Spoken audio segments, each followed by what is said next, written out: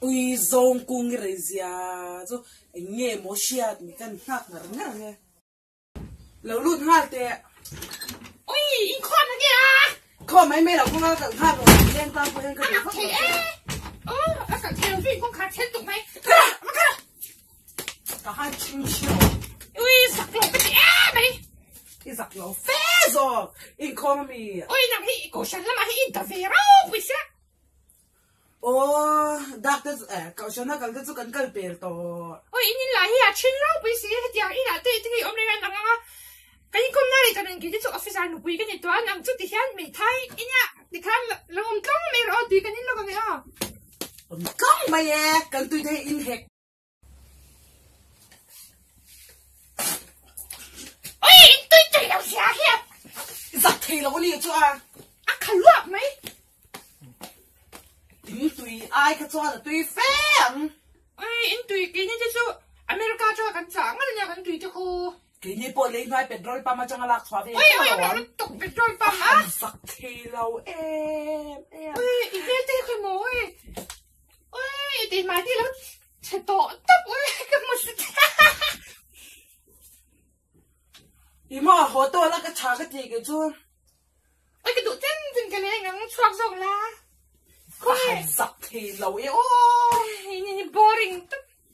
boring cái gì lại xoạc rồi cái bên này này thì miss rồi bà hang cái tiền về cái tụi mà khát giang hay tiền tụi cái vô ôi cái mới chọn hết cái game xoạc đi rồi ta han thổ rồi ôi nó khó là bằng cái thổ rồi cái mà cái gì这边cái chip khác mình thế này chip khác là cả cái tao lâu cái trái em giặc thì lâu lên nó tụi in lên với thì lâu à cái này có khi mà tao xin tệ mà nha ý ai cũng ta trên cái cha phá rồi nó bùi bún rui khăn nha thar po đi lâu thua anh này đến ôi ôi tao phải cái cha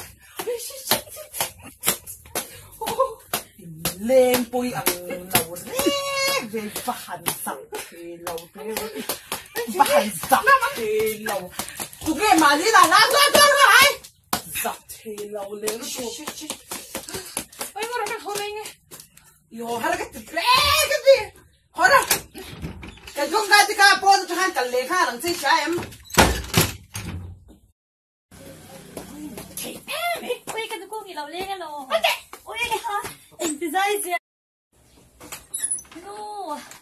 cái cô này hiện hao nữa xây bao xây rồi cái nhà thì lên giặc thì lâu tụi con gái cái là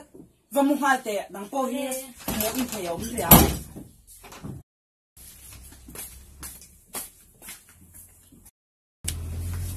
ui khá nu ra thác zia le za thì lâu zia kha em sinh à nghe mỗi ngày reng đi cắm tầm lu tục này anh em chọn rồi leng le rồi xe cần thiệt tiếng hen cả hol nóc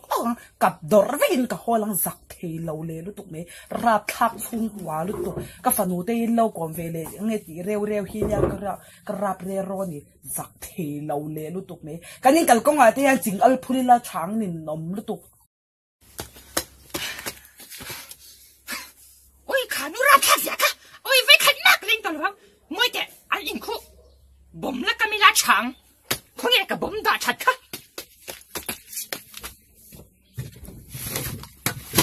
này bảo mày hay đừng cặp bao nhiêu buộc đốt khẩu bên buộc cái gì à bên đây cái gì cái là chồng mà đúng không anh cũng khá là bắt kịp được đấy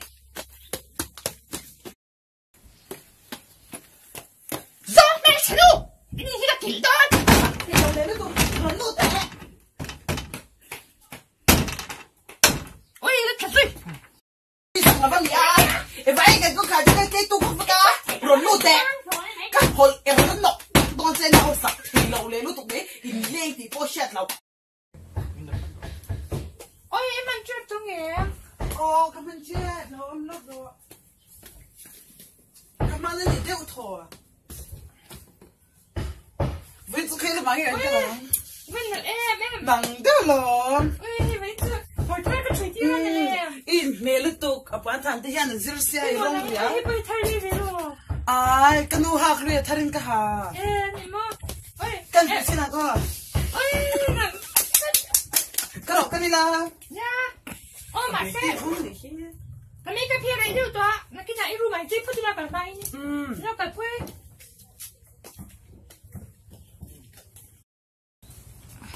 không nghe make up how khá khá ta khu cái hình như đó mẹ ôi phá nhà tê ba rồi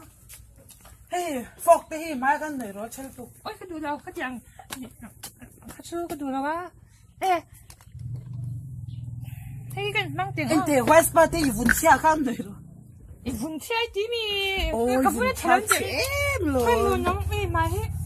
em có đi ngay hết thì khả năng tôi cả beauty shop nè beauty parlor ăn con luôn nha cái máy chơi tục cái món giải cái chứ cái rôn liệu tự gì ôi giải cái chứ cái tôi rồi làm đặc tơ rồi ủa chú buồn thì sẽ cái rôn rôn thì thâu lắm ôi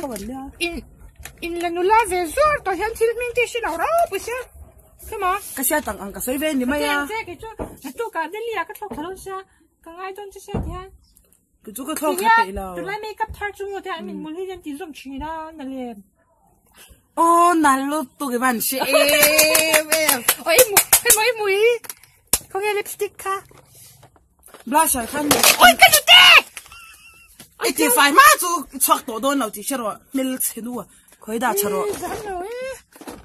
tuy cái tiếng ấy ít còn bích chết tôi giặc thì lâu đi chơi bàn đồ thế cái tế hi mang mi cái con si van tế mẹ xong him kinh mà nó bố phô mi khăn nhẹ chạm độc độc xem isam tế tế phật viện hay là vậy mi cái biển bùi nha cái cho em chọn tham bao nhiêu cái nó bật lại khăn mò anh tế kiểu thay biệt cho xem cái nó khăn mẹ gì mình ấy tí châu sẽ ra cái đồng kiểu tập bốc mày mà mẹ cái chum xóa đi nhỉ về cái gì nha địch thế thật địch lâu đấy tôi cái sấy mẹ mấy cái em dân đã bố liền ấy khang phu rep thắc cái ăn ôi thông ơi cái là em xin à em xin rồi ôi hay cái xóa hôn lại Mari thì có khăn nhỉ ai mặc cái lily đi phải khóc gió kha ôi iban kulri inu te mi kha magdalene kha cái pi hey pi zo mo cái mày tới mi là phải cái rồi cái lăng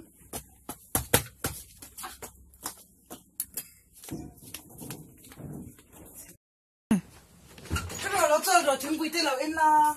ôi lông bông xe phân chân xe mà ôi đúng cần phân tây thì hay dạy ôi trong gang tất anh thằng nghe đi thấy cần phân thân thì khi tụi lai cho cần là biết là cái thế mà anh mới tiệm lại nghe ý biết ba đi thằng xin tê ai chút tiếng em bằng chút cái là ngày toa đâu đấy cái chú Liz bây giờ mà anh thành con tê sao mà xong quá phần đó cái nha ôi vẫn thui em đi tắm sắp internet đâu đấy cái tê hiện giờ phải tôi phải hay chăng cô sẽ hang cái đốm trầu mấy gì là cái gì vậy là cái tê ơi bố cái gì hoa là tôi giặc thế nào lên là tôi chỉ mày cái chuyện kia gì kia cái chuyện năng chú mà你看出打工一下吗？这个木匠热了，这个咖啡就热，我说嘿，你box了吧？呀听不见多了发米呀哎，对哎，一段最非常发来嘛咯我写了，开到 em 哎，刚好提 box 个老咩？個肥肥乜嘢看哎，最當得，喂番仔 em 給你做第二個衝個站你報誰哎，รับชัก哎，รับชักลูกตุ๊กอันตัวนี้ตัวล้วนไปเสียนี่看一起的一只，一烂到电爱飞啊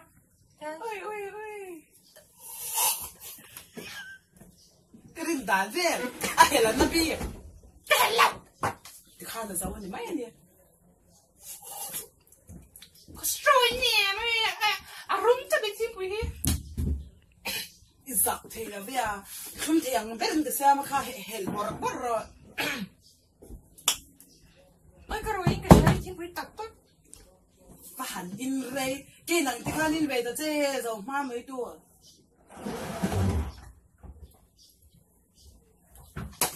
in bây giờ rồi mình chính quyền biết cái gia đình giáo về chuyện rồi cung nghi à nghe đi nó có lúc thì nghe đi cái uống nghe nó có thể 中古。天才这个行动的。天才么？当然天才是咩咪？哪个木啥子咯？喂，那么？哦，天把个行这个都把行说，手机帮你了吗？哎，出吧你，哦这，然后諗起對，boxing 諗bằng he。giặc thì là bây giờ tôi đang lâu gì sao giặc thì lâu lệ đó tôi ít số thế bạn thế sẽ chơi rồi bốc cái giặc thế nào mà cái anh hiện trên anh xem về vậy là cho anh modeling làm thế thì về thế tôi nha mà sẽ ít là cả don bốc xe modeling gì hả bạn giặc thì nào cái chung cái cho miss one thì tôi tên xin mình thành chuyện ôi cái mà đinh chi là anh show về xin là đen gì đấy rồi cái đua thiên em thiên mừng chứ lệ cái đua kia là cái gì mà sáng vẫn dễ biết em lời về thế thì đã biết dịch tiếp cả hai luôn nha ôi cái anh ôi treo chua ôi cái cái anh ôi chắc ai một quan khẩu anh yang cái sao giặc thầy nào chắc ai con bật qua là lâu em lệ rồi chị Hiền come on cái rõ cái vòng chính à xin đi mà thật lệ thăng cái gì ra như cái gì cái chuyện sao hoa su thì hắn cơ vậy nè anh Hiền ai xem cho nó chụp thì Hiền bố chuyện Hiền anh bị đơn khang cái bấy đông tụ lên nè出点困难anh nhìn lại boxing năm nay còn có nào cho một thế anh là tiếng ấy đủ theo sẽ rồi nó dùng biết sẽ làm gì cái đồ chú mà có vẻ là mấy次gì bên này cái đồ ôi bốn star mới gì đó你没人做就点火就不一个地老bốn star đi chứ chạy nè cái là mà xem nó na lẩu ôi làm cái gì đi làm cái gì bao làm thế đúng không thế đó